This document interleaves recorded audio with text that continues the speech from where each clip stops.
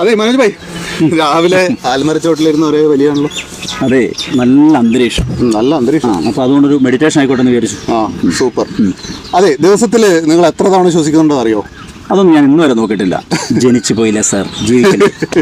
എന്നാ യഥാർത്ഥത്തിലുള്ള സംഖ്യ കേട്ടാൽ നിങ്ങൾ ഞെട്ടും. ഞെട്ടണം. പിടിച്ചിരുന്നോ? ഓക്കെ, പറഞ്ഞു. 23,000 തവണ. എൻ്റെ മോനെ, അത്രയുണ്ട്. സത്യം. ഇനി അതും വിശ്വാസം വരുന്നില്ലെങ്കിൽ ഞാൻ വേറൊരു കാര്യം ചോദിക്കാം.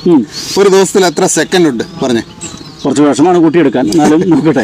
24 മണിക്കൂർ ഇൻറ്റു 60 ഇൻറ്റു 60, അപ്പോൾ ഏകദേശം 80,000 മുകളിൽ ഉണ്ടാവും. അല്ല, കറക്റ്റ് പറഞ്ഞാൽ 86,400 സെക്കൻഡ് ഉണ്ട്. 86,400. ഓക്കെ. അപ്പോൾ ഈ 86,400 സെക്കൻഡ് വെച്ച് നോക്കുമ്പോൾ 23,000 ഒന്നും അല്ലല്ലോ. അത് ശരിയാണ്.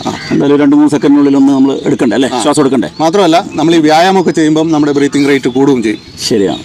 അപ്പോൾ അതാണ്. പക്ഷെ ഒരു കാര്യം ശ്രദ്ധിക്കണം, ശ്വാസം എടുത്താൽ മാത്രം പോരാ, അത് വിടാൻ മറന്നു. അത് വളരെ ശരിയാണ്.